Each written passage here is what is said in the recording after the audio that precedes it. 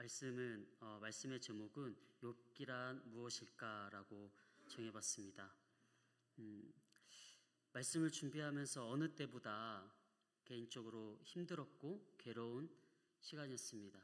그 이유는 제가 신학 공부를 하고 신대원을 마치고 어쩌면 앞으로 성경을 연구하고 공부하면서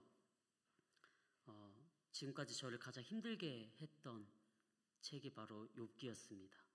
가장 이해되지 않았고 그래서 더욱더 집요하게 씨름하면서 욥기를 살펴보고 교수님을 찾아뵙고 강의도 들으러 가고 세미나도 들으러 가고 그랬던 기억이 있습니다. 그래서 욥기는 저에게 굉장히 애증이라고 할까요? 저를 힘들게 했지만 또 그 안에서 보석과 같은 하나님의 뜻을 발견한 책이기도 합니다. 그래서 말씀을 준비하면서 어떻게 이 말씀을 제 언어로 그리고 우리 성도님들에게 잘 전달할 수 있을까? 성도님들은 잘 모르시겠지만 제가 사실 좀 말을 하는데 직설적으로 말을 하는 성향이 있습니다. 왜냐하면 제가 사역하는 기간 동안 중고등부 사역을 되게 오래 했어요. 중고등부 사역 하고 청년부와 이렇게 같이 했었는데 되게 직설적이고 뭔가 논리정연하게 잘 못합니다, 말을. 그래서 직설적으로 표현을 하는 성향이 있는데, 그래서 오늘의 본문의 말씀을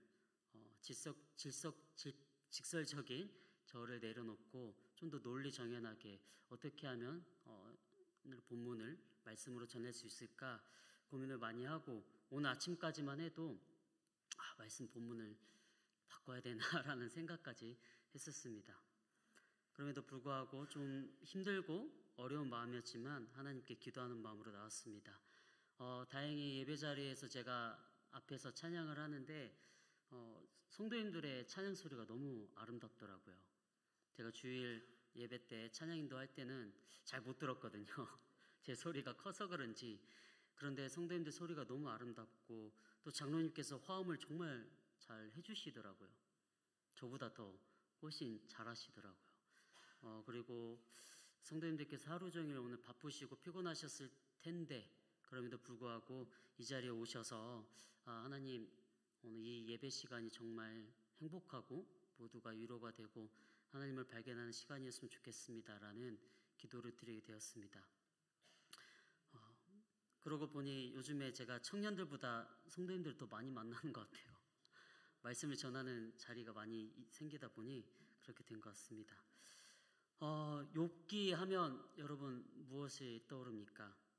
욥기를 대부분의 주제로 고난을 이긴 믿음의 화신이라고 부르기도 하죠. 그 엄청난 고난을 이겨냈던 욥에 대해서 우린 너무나 잘 알고 있습니다. 우리는 살아가면서 욥과 같은 고난은 아닐지라도 각자 각자의 고난을 경험하면서 살아가는 것 같아요. 그런데 여기서 중요한 게 있습니다. 무엇이 중요하냐면 고난을 대하는 태도와 고난을 해석하는 그 방향성이 굉장히 중요합니다. 제가 하루에 1시간에서 2시간 가까이 좀 되는 시간에 여유가 있어서요. 제가 살고 있는 지역이 삼봉 지역인데요. 삼봉 지구에는 유치원이 있어요. 유치원. 삼봉 유치원이 있는데 제가 하원 도우미로 제가 1시간, 2시간 일을 합니다. 그 시간 최대한 짬을 쉬고 싶지 않아서. 근데 아이들을 만나는데요. 제가 물어봐요, 항상. 오늘은 뭐 했어? 표정이 안 좋은 친구들 있으면 물어봐요, 항상. 오늘은 뭐 했는데 표정이 안 좋냐고. 그럼 친구들랑 싸웠대요. 혹은 배가 고픈데 간식을 얼마 먹지 못한 거죠. 그러니까 이 친구들에게도 제가 나름 그 친구들에 비해 전 어른이잖아요. 어른이 봤을 때 참 귀엽고 사랑스럽죠. 근데 그 친구들은 그게 고난이더라고요. 그래서 제가 그래 오늘 집에 가서 꼭 맛있는 거 먹으렴. 내일은 꼭 좋은 시간 재밌는 시간 보내. 이렇게 위로를 해주는데 어찌됐든 모든 인간은 각자 각자의 고난이 있는 것 같습니다. 그 고난의 정도는 다 다르겠지만 고난을 겪으면서 살아가는 게 우리의 인생이지 않나라는 생각을 해봅니다. 우리가 나이가 들면 들수록 고난을 대하는 태도가 조금 달라지죠. 어릴 적에는 조그마한 고난이 있으면 어떻게 합니까? 울고 불고 하나님께 매달리죠. 그런데 신앙생활이 무르익으면 어느 정도 고난이 와도 잠잠해지죠. 그것은 무엇을 의미할까요? 아마도 우리가 조금은 더 성숙해지지 않았나, 혹은 좀 더 어른이 되었다라는 그런 뜻이라고 생각을 합니다.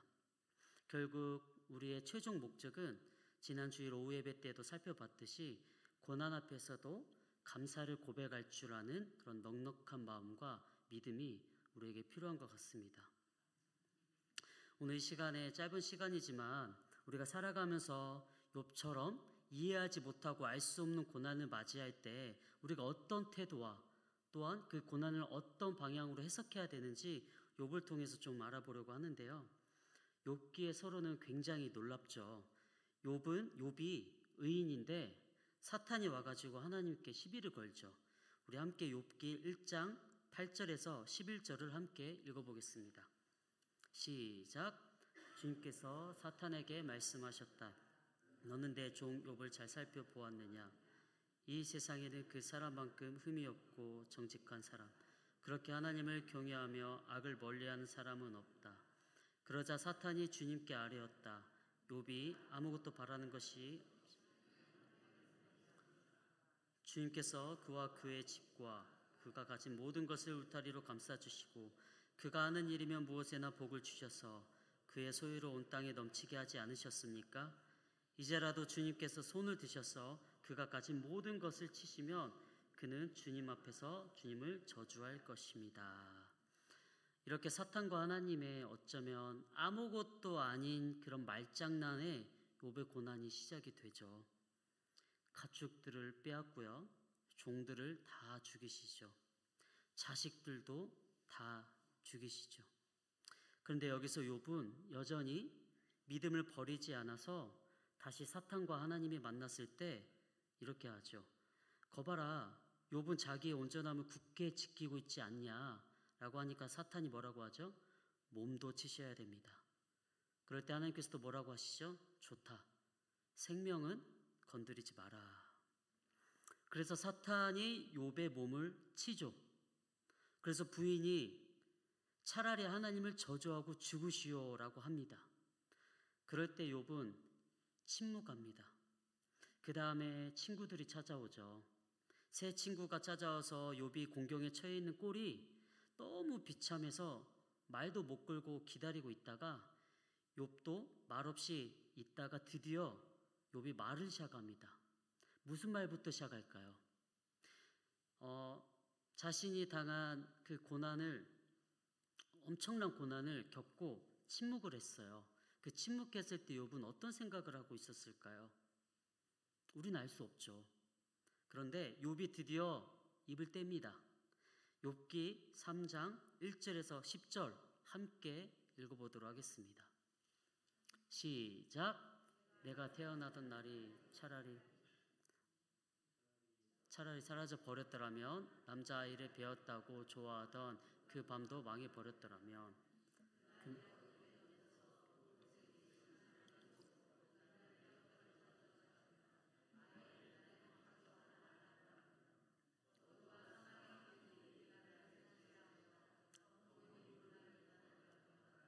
낮을 어둠으로 덮어서 그날을 공포 속에 몰아넣었더라면, 그 밤도 흑암에 사로잡혔더라면, 그 밤에 아예 날수와 달수에도 들지 않았더라면, 그 밤에 아무도 잉태하지 못하는 밤이었더라면, 아무도 기쁨의 소리를 낼 수 없는 밤이었더라면, 주문을 외워서 바다를 저주하는 자들이, 리오의 야단도 길들일 수 있는 마력을 가진 자들이 그날을 저주하였더라면, 그 밤에는 새벽별들도 빛을 잃어서 날이 밝기를 기다려도 밝지를 않고 동트는 곳도 볼 수 없었더라면 좋았을 것을.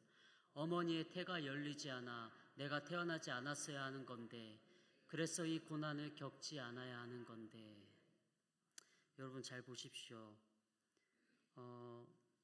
저는 어렸을 때 욥의 이야기를 들었을 때 이렇게 들었던 기억이 있습니다. 욥은 하나님을 원망하지 않았다라고 많이 들었던 것 같습니다. 그런데 욥이 고난을 받고 처음 꺼낸 이야기를 한번 보십시오.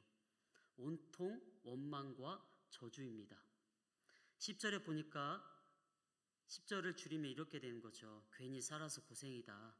태어나지 말았어야 되는데, 내가 엄마 뱃속에서 태어나지 말았어야 되는데 라고 하는 거죠.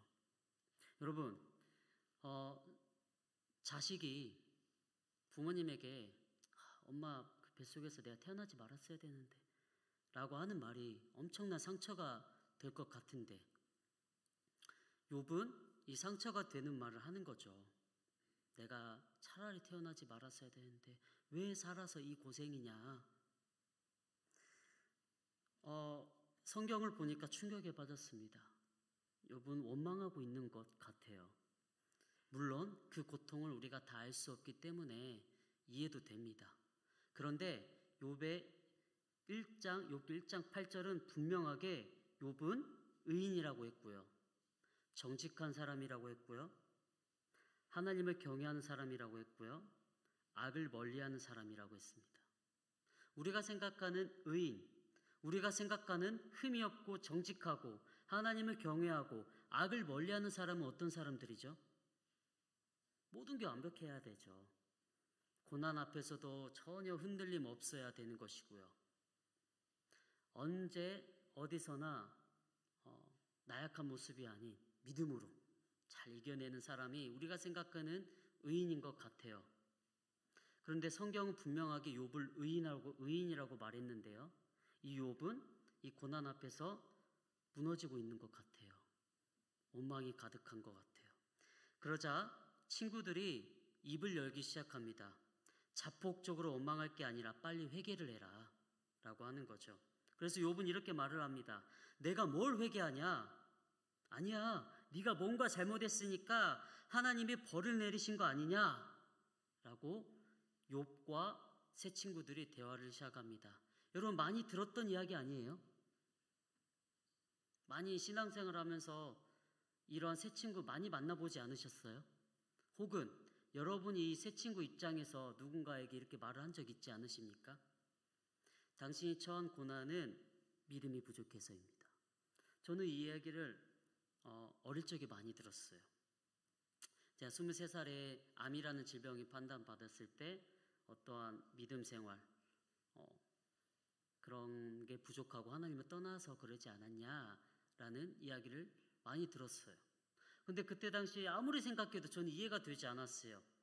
고등학교 때 새벽 예배를 안 드린 기억이 없었거든요. 고등학교 때 중고등부부터 오후 예배까지 안 드린 적이 없었거든요. 10대 학생이. 항상 교회에서 잤거든요. 항상 교회에서 이 십자가 본당 밑에서 여름이면 방석을 덮고 잤어요. 하나님이 너무 좋아서. 그리고 모든 교회 일정에 다 참여해서 청소도 했고요. 행사라고 하면 당연히 나서서 도와줬죠. 저는 그때 이 정도면 좀 교만했던 것 같기도 합니다. 그런데 내가 뭘 그렇게 잘못했나? 아니, 그냥 학생부 예배 드리고 집에 가는 애들도 많은데 나는 모든 예배를 다 드리고 새벽 예배도 드리는데 내가 뭐 믿음 생활이 그렇게 잘못된 거야? 라고 생각을 했던 기억이 있습니다. 저에게 너무 힘들었던 순간이었어요. 무엇이 힘들었냐? 몸이 아파서가 아니라 원인이 있다라는 거예요. 너가 이렇게 된 거는 원인이 있다라는 거예요. 그 원인이 믿음 없음이라는 원인이었어요. 하나님 앞에 죄를 지었다라는 원인이었어요. 그런데 생각해 보세요. 그 어린 10대가 죄를 지었으면 뭘 얼마나 지었겠어요? 이해가 되지 않았어요. 아마도 저보다 욥은 더 했겠죠. 이제 새 친구와 대화를 시작하는데요. 욥기 4장 7절 8절입니다. 친구 엘리바스가 자폭적인 모습의 욥에게 이렇게 말을 합니다. 잘 생각해 보아라. 죄 없는 사람이 망한 일이 있더냐? 정직한 사람이 멸망한 일이 있더냐? 내가 본대로는 악을 가라. 재난을 뿌리는 자는 그대로 거두니라. 이 엘리바스가 욥에게 했던 말이 맞는 말 같죠. 맞는 말이기도 하죠. 하나님께서는 뿌리는 대로 거두신다고 하셨기 때문이죠. 그 원리를 가지고 욥의 고난을 해석을 하고 있는 거죠. 넌 분명히 뭔가 잘못한 일이 있으니까 이렇게 된 거다. 정직한 사람이 어떻게 멸망할 수가 있냐라고 하는 거죠. 그리고 더 나아가 수아 사람 빌닷이 같은 말로 욥에게 이렇게 말을 하죠. 욥기 8장 2절에서 7절. 우리 함께 읽어볼까요? 시작. 언제까지 네가 그런 투로 말을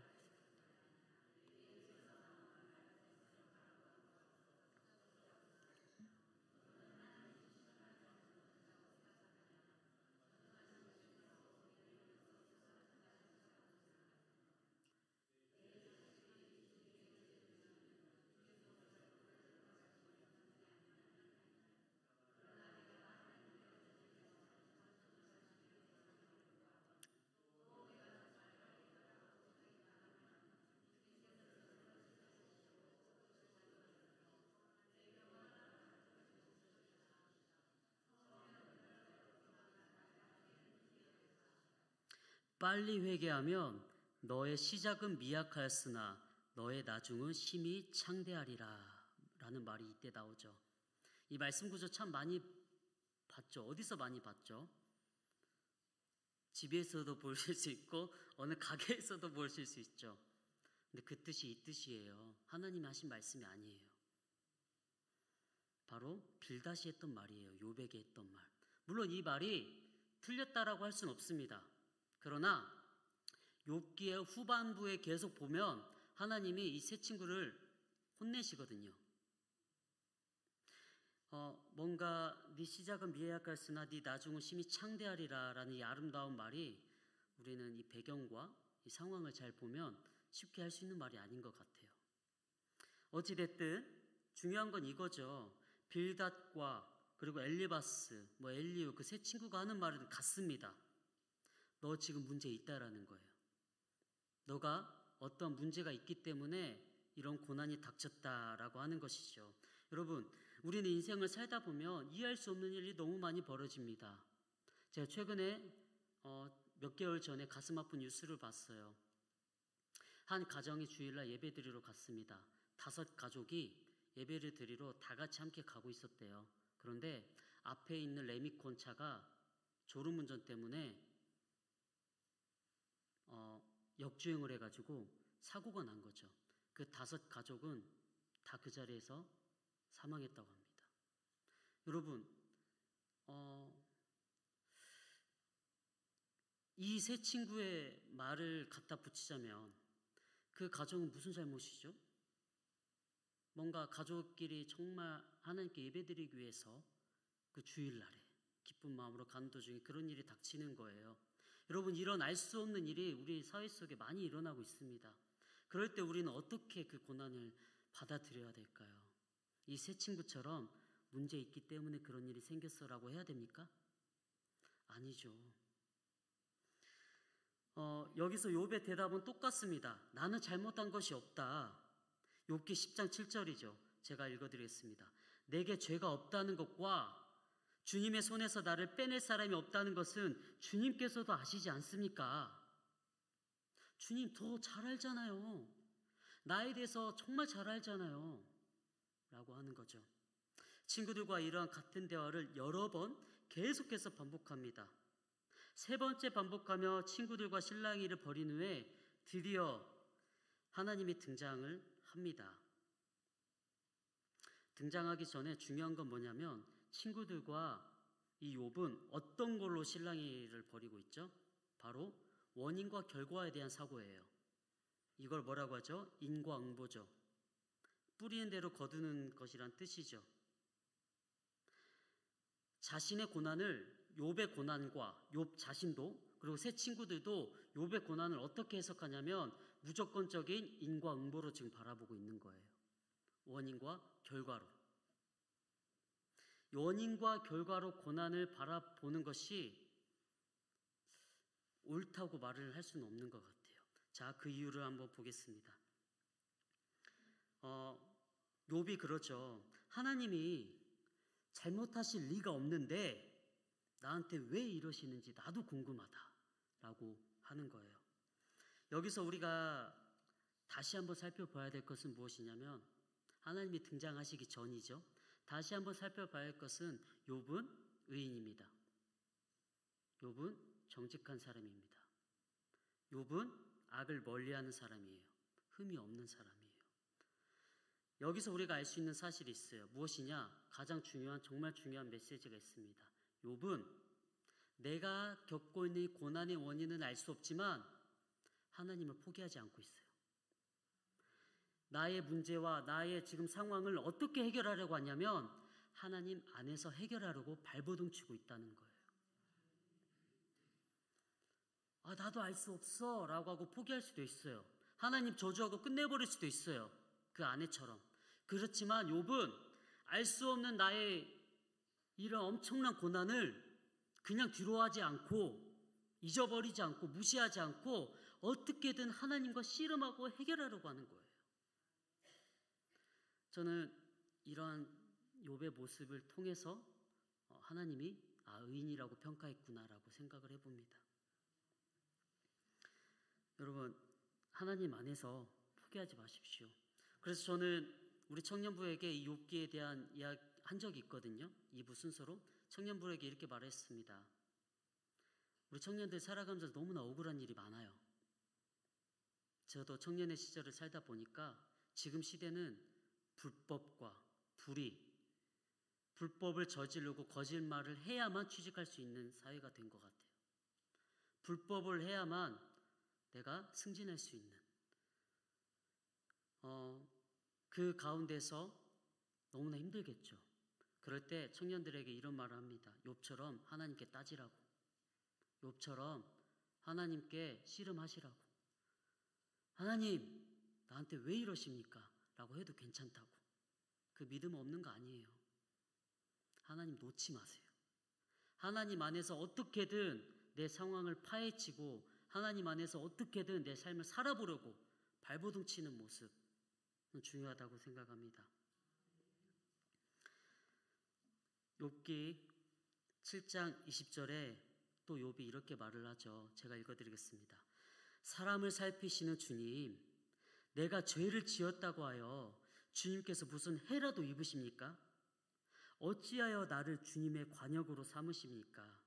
어찌하여 나를 주님의 짐으로 생각하십니까? 그리고 욥기 7장 19절이죠. 침 꼴깍 삼키는 동안만이라도 나를 좀 내버려 두실 수 없습니까? 욥의 마음이 느껴지시나요? 너무나 괴로워하고 있죠. 침 꼴깍 삼키는 동안만이라도 나를 좀 내버려 두시면 안 돼요, 하나님? 그 엄청난 고난과 압박과 상처 속에서 어떻게든 하나님께 따지면서 이 순간을 해결해 나가려고 하시죠. 하나님은 여기서 대꾸를 하지 않아요. 그래서 욥기 23장 3절 4절 한번 보겠습니다. 욥기 23장 3절 4절 함께 읽겠습니다. 시작. 그분이 계신 곳을 알 수만 있다면, 그분의 보좌까지 내가 이를 수만 있다면, 그분 앞에서 내 사정을 아뢰련만, 내가 정당함을 입에 닳도록 변론하련만. 그러면 그분은 무슨 말로 내게 대답하실까? 내가 어떻게 대답할까? 욥의 고백이 무엇이냐면, 그분이 계신 곳을 내가 알 수 있으면, 그분의 보좌까지 내가 이룰 수만 있다면, 하나님을 만날 수만 있다면, 하나님과 대화할 수만 있다면 하나님 내게 뭐라고 하실까라고 하는 거죠. 혹시 욥기와 같은 심정으로 하나님께 기도해 본 적 있으십니까? 정말 이해하지 못하는 고난 속에서 욥의 마음처럼 정말 하나님과 대화하고 싶다. 정말 내 앞에 딱 앞에 마주 서서 대화하고 싶다. 그런 경험 있으실 것 같아요. 자, 그럴 때 하나님이 등장하십니다. 하나님이 등장하셔서 이러한 무너지는 욥에게 무엇이라고 할까요? 뭐라고 말씀하실까요? 궁금하지 않습니까? 자, 하나님은 욥에게 뭐라고 하냐면 갑자기 이런 말을 합니다. 너는 악어를 낚을 수 있겠니? 너의 소리를 높여서 구름에게까지 명령을 내릴 수 있니? 파도가 왜 모래 위를 못 넘어오는지 아니? 느닷없이 이러한 질문을 하시는 거예요. 자, 다시 한번. 하나님, 저에게 왜 이런 고난을 주십니까? 왜 이런 고통을 주시나요? 라고 기도했더니 하나님이 갑자기 나타나셔서 뭐라고 하신다고요? 너는 악으로 낚을 수 있겠니? 너의 목소리를 높여서 구름의 가까지 명령할 수 있어? 파도가 왜 모래를 못 넘어오는지 알아? 갑자기 생뚱맞는 이야기를 하시는 것 같아요. 이건 무슨 하나님의 말씀이 어떤 의미냐면 하나님은 창조주시라는 거예요. 창조주신데요. 창조주이신 하나님은요, 원인에 얽매이지 않는 분이라는 거예요.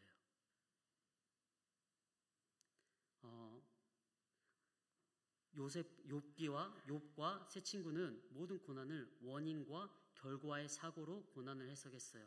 하나님도 원인과 결과로 하나님을 이해하려고 했어요. 그런데 하나님이 나타나셔서 창조로 대답을 하세요. 그 말은 나는 너희들이 생각하는 원인에 묶을 수 있는 내가 아니야. 그리고 구약 성경에 또 이런 이야기가 있죠. 모세에게 나타나셔서 하나님 뭐라고 하십니까? 나는 스스로 있는 자다. 스스로 있는 자는 절대자이십니다.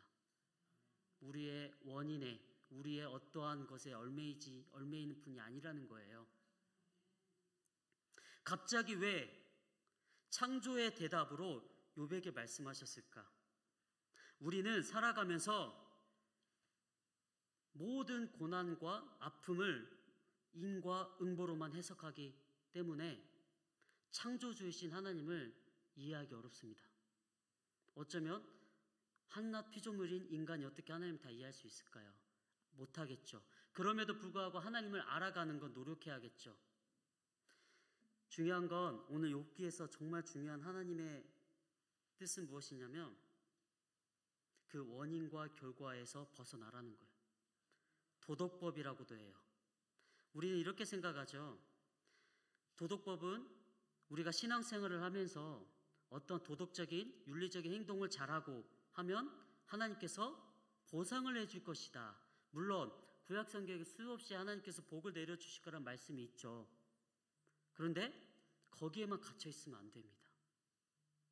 성경에는 수많은 하나님의 뜻과 말씀이 있거든요. 하나님께서 오늘 욥기를 통해서 하시고자 하는 말씀은 도덕법에서 벗어나라는 거예요. 원인과 결과. 내가 이렇게 신앙생활 잘하면 하나님께서 복 주시겠지? 물론 주시죠. 그러나 고난이 있을 수 있어요. 그러면 우리의 신앙생활의 모든 중심이 이러한 인과응보의 신앙생활에 자리 잡히는 순간에는 하나님 알아가는 데 한계가 있습니다. 하나님의 뜻을 다 알아가는데 한계가 있어요. 왜냐하면 모든 것이 다 원인의 결과로만 하나님을 바라보기 때문이죠. 그리고 우리는 너무나 많이 그렇게 들어왔고요. 근데 제가 짧은 인생이고 성도님들이 훨씬 저보다 2배, 3배 많은 삶을, 많은 삶을 사셨지만 삶은 모르더라고요. 정말 기도도 열심히 해봤어요. 방언도 정말 열심히 해보고요. 정말 사람들이 복 받는다라는 하는 어떠한 게 있다면 전 다 해봤던 것 같아요. 그런데 자꾸만 어려움이 생기더라고요. 그래서 항상 욥을 보면서 왜 그럴까라고 살아왔던 것 같아요. 근데 그런 것 같습니다. 우리는 앞으로 삶을 살면서 고난을 피할 수는 없는 것 같습니다. 어쩌면 불가피하다라는 생각도 해봅니다. 왜냐하면 욥이 의인이었거든요. 정직한 완벽한 사람도 고난이 있었잖아요. 그럴 때 그 고난을 대하는 태도가 정말 중요한 것 같아요. 원인과 결과, 도덕법에서 조금 벗어나서 창조주이신 하나님을 우리가 놓지 않는 것, 그게 더 중요하겠다 생각을 해봅니다. 결국 하나님께서는 욥에게 너가 고난이 생긴 건 이러한 이유 때문이야 라고 말씀하시지 않아요. 결국 하나님은 욥에게 너 원인과 결과 그 원인 내가 알려줄게 이래서 알려주시지 않아요. 결국 하나님은 그저 나는 창조주야. 나는 이 세상 모든 만물을 만든 창조주야 라고만 답하세요. 너무 답답하죠. 그게 무슨 소리예요? 라고 할 수 있을 것 같아요. 욥기 42장 5절에 드디어 욥이 이렇게 말을 하죠. 내가 주께 대하여 귀로 듣기만 하였사오나 이제는 눈으로 주를 배움나이다. 욥이 귀로 듣기만 했는데 이제 하나님을 만난 거예요. 하나님을 만났더니 본인이 이제 그렇구나. 우리는 다 알 수 없어요. 욥에게 가서 물어보고 싶어요. 어떤 생각이 들었니? 아니면 어떤 마음이냐고 물어보고 싶어요. 그러나 본문에 나와 있지 않아요. 그러나 추측하건대 욥은 엄청난 깨달음이 있었던 것 같아요. 그렇게 자폭적으로 원망하고 자폭적으로 자신의 삶을 저주했던 욥이 갑자기 내가 주께 대하여 귀로 듣기만 하였으나 이제는 눈으로 주를 배움나이다 라는 고백을 하죠. 깨달은 거죠. 변한 거죠. 여러분, 고난 앞에서 하나님께서 창조적으로 창조의 이야기를 하실 때 여러분 깨달으셨으면 좋겠습니다. 저는 욥기를 공부하고 앞으로 더 공부해야겠지만 자유해졌습니다. 진리가 너희를 자유케 하리니라는 말씀이 조금 더 저에게 적용이 되는 것 같아요. 그래서 저는 항상 제 아내에게도 말을 했었던 기억이 있는데 저는 내일 하나님 곁에 가도 두렵지 않습니다. 많이 자유해졌어요. 왜냐면요, 제가 아프고 나서 1년 정도 병원 생활을 했었거든요. 한 7, 8개월 이제 후반쯤 들었을 때 이런 생각이 드는 거예요. 아니, 이 세상에 수십억의 사람들이 있는데 예상치 못한 이 암이 누구나에도 걸릴 수 있잖아요. 내가 아니라는 법은 없잖아요. 내가 걸릴 수도 있지. 그런 생각이 들기도 하고. 그리고 차라리 내 사랑하는 가족이 안 걸려서 다행인 거지 라는 생각이 들더라고요. 저는 앞으로 어떤 삶을 살아가야 될지, 그 삶을 살아가면서 하나님 뜻대로 아둥바둥 살아갈 텐데 그 삶 가운데 고난이 또 저에게 닥칠 수 있습니다. 그런데 저는 그 고난 앞에서 하나님과 씨름할 것 같습니다. 하나님 놓지 않을 겁니다. 그리고 그 원인을 찾으려고 하지 않을 것 같습니다. 그럴 수도 있는 거죠. 사랑하는 선교사님들, 이 세상에 나아가서 선교사님들 정말 하나님의 이름을 복음을 전하지만 아파서 질병으로 돌아가신 분들 굉장히 많습니다. 그게 내가 아니라는 법도 없고요. 그런 생각이 들더라고요. 말씀을 정리하려고 합니다. 욥을 통해서 알 수 있는 사실을 3가지로 정리했습니다. 우선 욥은 분명하게 의인이고 정직한 사람이고 악을 멀리하고 하나님을 경외하는 사람이었습니다. 이러한 사람도 고난이 있을 수 있다라는 것입니다. 우리 인생에서 고난은 어쩌면 불가피한 것이다 라는 사실을 우리가 인지했으면 좋겠습니다. 둘째로 욥은 하나님을 불평, 불만, 원망 가득한 모습이었지만 절대 하나님을 놓지 않고 어떻게든 하나님 안에서 자신의 고난을 해석하고 바라보고 해결하려고 했습니다. 하나님을 놓지 않은 것이 정말 중요합니다. 셋째로 원인과 결과의 사고로 모든 것을 해석하기엔 위험할 수 있다라는 이야기를 해봅니다. 이분법적으로 그리고 흑백 논리로만 신앙생활을 한다면 창조주이신 하나님을 우리가 알아가기는 어렵습니다. 창조주이시며 절대자이시기 때문에 그리고 스스로 있는 자이기 때문에 우리는 하나님을 다 알 수는 없을 겁니다. 이해되지 않는 부분은 이해되지 않음으로 남기는 것이 지혜인 것 같다는 생각을 해봅니다. 그리고 예수님께서 그런 말씀을 하시죠. 구하라 그리하면 주실 것이요 찾으라 뭐라고 하시죠? 찾아낼 것이고 두드리라 하면 열릴 것이라고 말씀하시죠. 이 말씀에 원어의 뜻이 또 다른 뜻이 있습니다. 무슨 뜻이냐면 질문하라 그러면 답을 해주실 것이다. 탐색하라 그러면 보여주실 것이다. 우리는 이 말씀이 너무나 소중한 말씀입니다. 그래서 우리에게 필요를 하나님께 구하죠. 필요를 하나님께 구해요. 그러나 우리가 살아가면서 알 수 없는 것에 대해서는 질문해야 됩니다. 욥기처럼. 욥은 끝까지 질문했어요. 포기하지 않고 질문했어요. 그랬더니 하나님께서 답해 주셨죠. 이러한 의미도 있거든요. 그래서 우리 성도님들 살아가면서 무슨 일이 생길지 모르고 앞으로 좋은 일, 복만 가득했으면 좋겠습니다. 그러나 그 상황 속에서 어려움이 생긴다면 절대자이신 하나님께 놓지 않고 하나님 놓지 않고 하나님께 따지셔도 괜찮다라는 말씀을 드리고 싶습니다. 그게 믿음 없는 모습이 아니라고 말씀드리고 싶고, 더 나아가서 그 고난 가운데 감사할 수 있는 믿음의 성장, 그런 믿음의 사람이 될 수 있다면 얼마나 좋을까요? 그러한 우리 모두가 되었으면 좋겠습니다. 마지막으로 찬양했으면 좋겠습니다. 결단 찬양을 함께 드렸으면 좋겠습니다. 우리가 잘 아는 찬양이죠. 욥의 고백이 담긴 찬양이죠. 결국 욥은 강해졌습니다. 그 엄청난 고난 속에서 하나님을 놓지 않고 끝까지 하나님을 포기하지 않으니까 하나님을 만났고, 하나님의 만남을 통해서 깨달은 거죠. 하나님께서 나와 함께 하셨고 또 앞으로도